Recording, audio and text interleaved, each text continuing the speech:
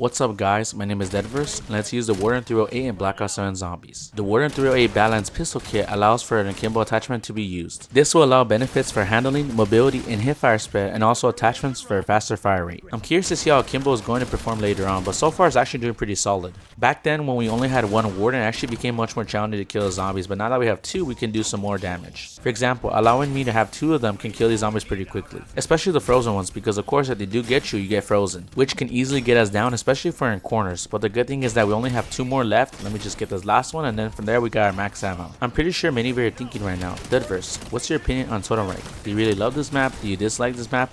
And honestly, I really like this map. The fact that we have a snowy landscape such as Norway is one of the main things I was looking for, and just the fact that it's different. And especially the zip lines, I feel like they're actually one of the main elements of this map that are utilized pretty well. The way I think of it is like this. There is a main area in the middle which has Juggernaut and a Pack-A-Punch, two of the main elements of any COD Zombies game, and just the fact that of course the zip lines help us traverse the map, which is actually pretty cool. So far I'm showing you guys how effective the Warden 308 has been.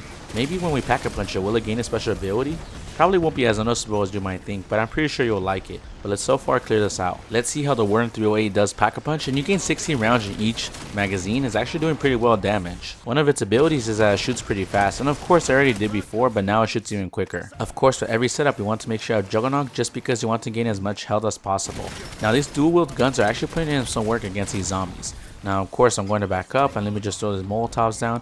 For some reason, I don't know why, but they don't keep you warm, which is kind of strange. Now let me just get the rest of them, and where are the other ones? Oh, they're over here. Now we got them, and now we can move on forward. I will say that the reload speed on these weapons isn't that quick, especially the fact they only have 16 rounds, which isn't as much as I would have wanted. However, now with Speed Cola, we're going to make the reload speed much quicker. Now let me just get these ones, and I just love Speed Cola. It's one of my favorite perks, and it's so much needed. Time to annihilate these frozen zombies, and I will say that the frozen mechanic on this map is actually pretty good. The fact that Totenreich makes it so you have to stay indoors is actually pretty cool. Time to kill the zombies in this marked location side of the Tetra, and so far we're actually doing really well against them. One of the best ways to use the Warden 308 Akimbo is to distract the zombies with a decoy grenade, a monkey bomb, or also a Casman grenade. Just because they shoot really fast and you can easily get to the highest tier rarity, which I have achieved. Let me just grab this nuke and of course deal with the necro pincer, and then from here let's check out this chest. Hopefully get some great things. Got the Ring of Mark 2, we also got a free perk. Let's go, I love that. That last challenge was crazy, I almost died right there. Now I'm going to use the Wildfire field upgrade because I can run pretty quickly, and also use the Tornado to suck in the zombies. Let me just move around over here and just making sure I can deal with this necro pincer, which we have, and also the zombies. Totenreich is a pretty big size map. I mean, there are so many areas you can train in, and I just love that so much. Now one thing I will say is that the power-ups do spawn in pretty consistently. However, some of them do spawn in on the floor for some reason, and hopefully they can fix that. I'm pretty sure they will. It's such a weird occurrence too, just because of the fact that sometimes when I kill the zombies, I'm like, where's the power-up? And all of a sudden I see the head part sticking out from the floor. It's pretty funny to see actually. Now of course our insta-kill is about to run out, and let me just keep on moving over here, reloading and just making sure I can survive easily. That was a pretty close call, but let me just get these zombies right in front of me, and then from there we can finally get the nuke. I'm glad I finally see Voltrade back. Honestly, this perk is so underrated just because of the fact that you get salvage, you get loot, and you get some other goodies that I feel like a lot of us take for granted, and especially on this map it's really needed. I mean, it's pretty large. I will argue that Bloodheim Hall is actually a pretty good area to train in. I mean, you have Wildfire, you have so many areas that you can easily move around, and then of course I have this necro pincer. Let me throw these Molotovs, but I know it's not his weakness, but let me just make sure that I can use that to take advantage of him, and then from there we got bonus points. Time for the frozen round. I mean, isn't that everyone's favorite, just being able to be frozen to death against these zombies? But for us, we're not going to, because of course we can survive any situation. Now let me just reload these weapons, and let me just keep on killing them. And man, these are actually pretty tough. They look easy at first, but then you think to yourself, maybe one touching me won't be a harm, but luckily for us we got max ammo. Time to get our critical kills against these zombies, and these weapons are actually pretty powerful against them, especially in a group of zombies like this where you can easily get blue rarity. And then from here let's just keep on spamming these weapons, reloading of course, and just shooting them at the head, and so far we're actually doing pretty good. I like that so far. One of the benefits of the Tetas being a dry dock is just the fact that we have so much space to work with, and then from here we're easily able to get purple rarity. Let's just finish these zombies off. Let me just get the rest of them. Come over here zombies, I need you. And now I got my highest rarity, and let's go check out that chest. Time to open up that chest and hopefully get some good stuff, and so far we got a perk and monkeys. Let's start to level up right now. Time for Pack-A-Punch 2 on the Warden 308, and then now I can use Deadwire so I can stun these zombies and of course kill them as quickly as possible. Let me just make sure Whiskey takes care of those, and then I'm going to take care of these. And so far we're doing pretty good. Let's go. One of the best perks for this gun is Deadshot. I mean, you have two weapons in your hands and you want to make sure the hipfire is tight, and then for us it's going to benefit so much, I guarantee it. We are on the bridge and I want to use a monkey so I can distract the zombies, and then from here I got insta-kill, which is going to help a lot, which is just being able to one tap them. I do see a necro pincer. Let me just shoot him, and man, that was just like 1 to 2 shots. That's crazy. Now what the heck is that in the background? You guys saw that? Was that like a power up swinging? I don't even know what that was. Now we're going to do, of course, to just kill the rest of the zombies, and let me just get the rest of them, and then from here we're going to get the nuke. How about double tap? Is that going to change anything? And I'm happy to tell you that the Warden 308 shoot even faster now. I mean, look at that crazy fire rate. It's like I'm just spamming these for days. And then from here, you're able to easily take down the necro pincer, which is also weak to dead wire, which is funny enough because I found that out on the first day I played this map. I was like, what is it weak to? When I was playing Totenreich, I was like, you know what, let me try out Deadwire just because I haven't used it in a while. And next thing you know, that was a really good decision just because now it's going to be effective against them. We got some more frozen zombies. Let me just shoot them, and look at that. Deadwire just makes it so much easier. The fact that I could just freeze them in place just makes it so I'm able to easily kill them, and now we got some max ammo. Time to get some PhD flopper kills, and honestly in this area it's actually not the most easiest thing to do. However, it is manageable, especially with me distracting them. Now that we got some more zombies, let me just use PhD flopper to get the rest of the kills, and then from here let's just get rid of him. Now we're going to do, of course, check out our chest and hopefully get some good stuff. And of course, as usual, we always get the best goodies, especially elemental pop, just because it's not really a perk on this map. And of course, we need to get it through the Wonder Fist, but we got it easily here. I would say another great perk for this weapon is Mule Kick, just because these weapons don't really carry as much ammo, and just being able to have extra in reserve really helps a lot. Now we're going to do here is, of course, use wildfire, and then making sure that we can easily kill the zombies around us. And having stamina with wildfire is actually very good. I mean, your mobility is crazy. I mean, I'm like zooming in here for days. Now I'm going to do, of course, keep on throwing some Molotov, shoot these zombies with dead wire. It gets crazier and crazier by the minute. I mean, for one, I have the rampage inducer on, and two, this area is pretty big, so I feel like zombies are always coming out from multiple areas. However, for us, the main benefit is that we're able to kill them pretty quick. How about insta-kill? Will that change anything? Well, I'm happy to report that it does. I mean, for one, we could just easily tap them with one shot. Let's kill his necro pincer, and that was 71,000 damage. That's actually pretty incredible to say the least. I mean, granted, we do have insta-kill, but that doesn't really matter. We were able to kill him quite fast. Now, of course, let's just get the double points so you can get more points, because of course, more points equals more money, so you can easily get our perks and also upgrade our weapons. Let me just get these zombies and making sure we can move around. Also, this map has so many areas you can train in. I mean, you have Core Foundry, Dry Dock, the market, the square. You have so many areas you can use to your advantage, and I feel like that helps a lot, especially in these fast-paced environments. Time for some PhD flopper, but of course, let's just activate our field upgrade just to make sure we can get rid of these zombies. And man, a necro pincer spawns in pretty frequently. Hopefully they nerf it so that he spawns in less.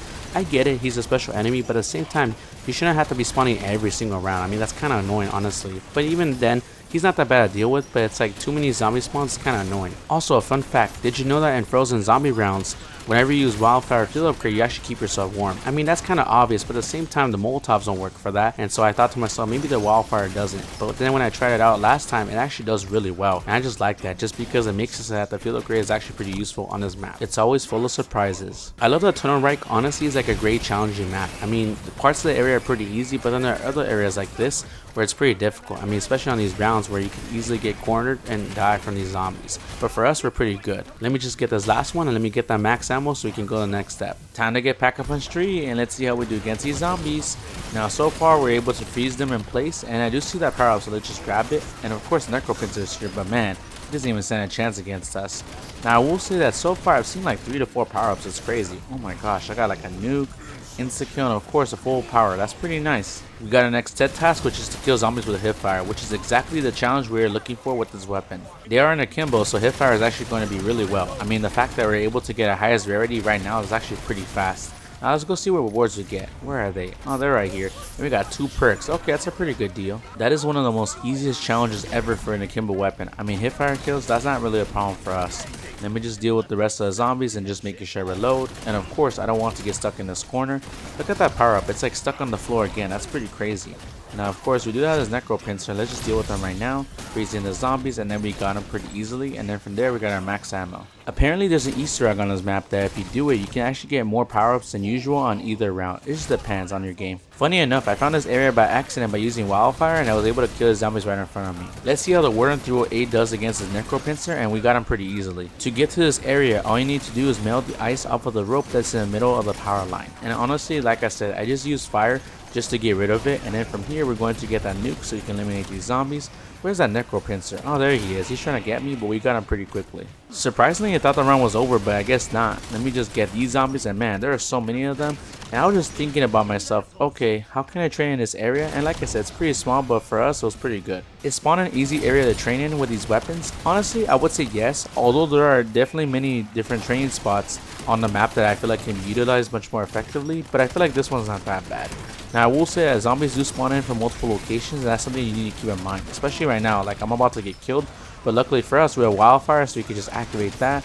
And that necro pincer, man, he's trying to get at me, but luckily for us, we're just going to move over here and maybe deal with them later. Now that we have fewer zombies, we could finally deal with them, and man, this gun just deals with them pretty good. I bet you haven't seen this area before, and you know why? Because this is actually a new area on the map I just discovered recently, and it's actually called a lighthouse. Well, it's inside of it actually. I would say it's a pretty unique area just because of the fact they have a pretty decent amount of space to work with, and let me just get that last zombie to get max ammo. Time to get crouching kills with the Warden 308 Akimbo, and the shock charge is going to help a lot with just being able to freeze the zombies and then making sure that we can just shoot them as quickly as possible, especially with the fire rate. I mean, that's pretty crazy in itself. Now that we're at blue rarity, let's just keep on shooting some more zombies, and we were able to get to purple rarity pretty quickly. Then we just move around, use some more shock charges, and then just shoot them while crouching. I do say a necro pincer, but unfortunately he's not able to get to us, and we're able to get a highest rarity. Where's the box? Oh, there you are. And we got 2 perks. Look at that. That's pretty nice. That was pretty intense. I mean, I almost got killed right there, but the good thing for us is we were able to get so many perks. And then from here, what we could do is, of course, eliminate the necro pincer and then just paralyze the zombies. And of course, let me just shoot these ones, and man, I almost died again. Luckily, wildfire came in to save the day, and let me just kill these zombies and of course deal with the necro pincer. Now, I will say thank you guys so much for supporting my videos. I really do appreciate it. I mean, there are so many videos on the channel that it means a lot to me whenever you do watch them, especially in the moments where it's like, oh, I might not think that this video might reach out to many people, but I feel like at the end of the day, I always make sure that anything I pull out is pretty good. I'm on the island where the lighthouse is at. Can we survive? Is there enough room for us to work with? Well, let's see. So far, I got the zombies in one position, and then from here, what we're going to do is, of course, eliminate the necro pincer. Man, that shield honestly is pretty protective. I mean, the fact that he's immune to any attacks is pretty crazy. But honestly, his main weakness is just being at a distance. I was trying to figure out his weakness. Of course, you got dead wire, and just being at a distance also helps a lot. But let me just get these zombies right in front of us. And like I said, every video that I publish on this channel is just something that I want you guys to watch. And especially the fact that there's always some typical chaos. I mean, we got the war machine.